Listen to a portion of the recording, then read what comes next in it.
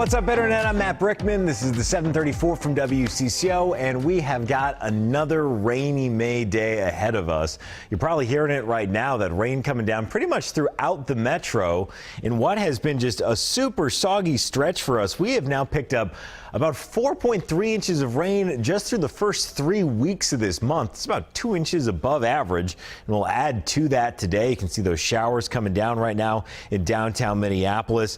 We've got a pretty steady easterly wind too. It'll be gusting 20 to 30 miles an hour today. That's better than yesterday, but still something that you'll notice. Rain through the metro, Bloomington, Chaska, Shakopee, all getting the shot of showers right now. We'll continue to see that rain, I think, on and off through the morning. You can see that low pressure spinning up through Minnesota right now. Not a whole lot to the south of us, though. Some good news there. Scattered showers there right up until lunchtime, and then it gets a little drier into the afternoon. I think a sprinkle is possible after lunch, but for the most part, we should be dry and just kind of hanging with the clouds. We've been in the low 60s each of the last 2 days. We'll be there again today and tomorrow for that matter, but we are dry and with lighter winds. 64 will feel way better than 63 will today. Friday's got more rain early, but we should dry out by the afternoon or evening. And most importantly, the weekend looks good. Sunshine and 70s for that long holiday weekend. Okay, I loved Christian Cordero's story this morning, talking to graduating college students and asking what advice they'd offer to incoming freshmen. The most popular piece of advice for college newbies was finding a community. The easiest way those graduating seniors said to do that was just joining a club. Tommy's also said you need to get out of your dorm and meet new people. So that had me wonder this morning, what advice would you give to your freshman self? Keep it clean or don't? This is the internet. You can have some fun. Maybe I just won't read it if it's too raunchy. We'll read your comments, the safe ones, from Facebook and Twitter coming up in about 3 minutes. Okay, there is now a criminal investigation into the fire that destroyed a restaurant near Bidé-Makaska last week. Take a look at these pictures here. Minneapolis police are trying to identify this man and this woman. Cameras captured them near the pavilion around the same time the fire was reported. Initially, investigators thought lightning destroyed Lola on the lake. Owner Louis King says he is truly sad. It's one thing for it to be an act of God. It's another thing for it to be a deliberate act that ignores the fact that my cooks could have been in there prepping. It's public property. All the people that count on that place. If it's sad, it's truly sad. Louis King plans to be out at the lake this Friday with food trucks trying to make the most of what's left of the season. The building was declared a total loss, so it'll have to be torn down, and that could happen as early as next Thursday.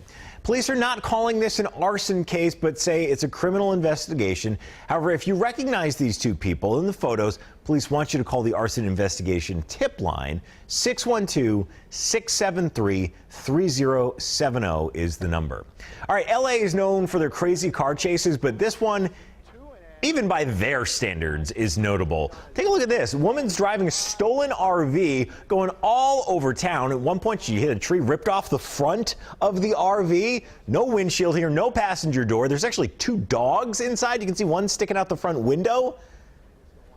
One jumped out and limped away after the stolen RV hit a car backing out of the driveway. The woman and another driver were injured. We don't know how bad. The driver was arrested.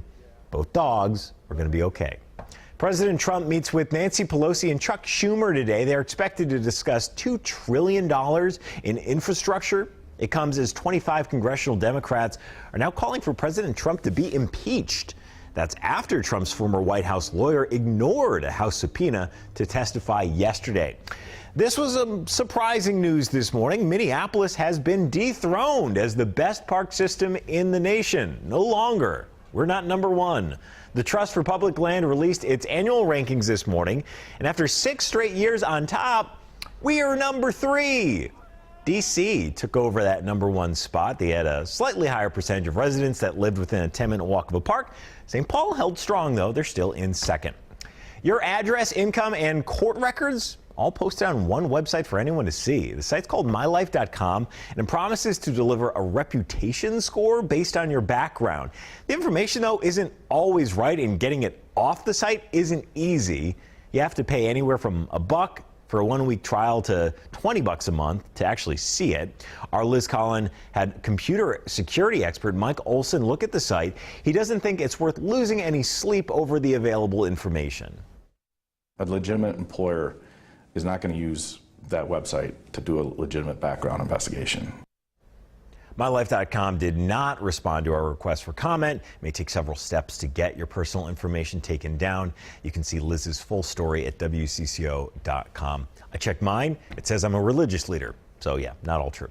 If you're house hunting and have some spare cash lying around, this might be a place for you. The Alhambra in Stillwater is inspired by 14th century Moorish palace in Spain. It's got 4 bedrooms, 3 baths, built in 1902. It's got an indoor pool and bowling alley, plus a media and music room. It's got a fountain and luscious gardens surrounding the home. If you want it, it's actually kind of a steal, $1.6 million. I would have expected much more for that. Hey, New Coke is back. The thing no one wanted. It's part of a marketing campaign for the Netflix show Stranger Things. The upcoming 3rd season takes place during the summer of 1985, which is the same year Coke debuted its new recipe, which it then pulled from shelves after just a few months because sales were so bad. But you can buy it again today through the Coke website. All right, let's get back to today's talker. Christian Cordero did a cool story this morning talking to University of St. Thomas graduating seniors, asking them for their advice for incoming freshmen.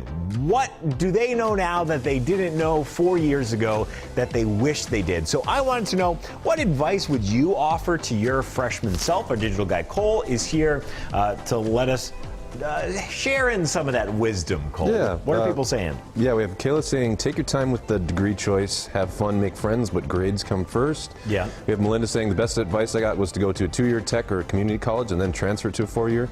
Not only did I save money, but when I got to the point of going to 4-year, I'd changed my mind about my major. That's it. I mean, I think not being so focused right off the top and like allowing yourself different possibilities, Yeah, right? exactly. I mean, you're going to be exposed to so many new things when you enter college. And we have Eric saying, I would tell my freshman self that choosing a football team's dorm isn't a solid choice. Dad.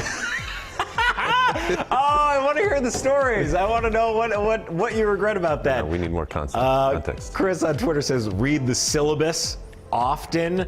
And Matt says, don't drink Purple Passion in the hallway of Merrill Hall, or Lonnie the RA is definitely going to bust you. There you go. Yep, Lonnie's always looking out.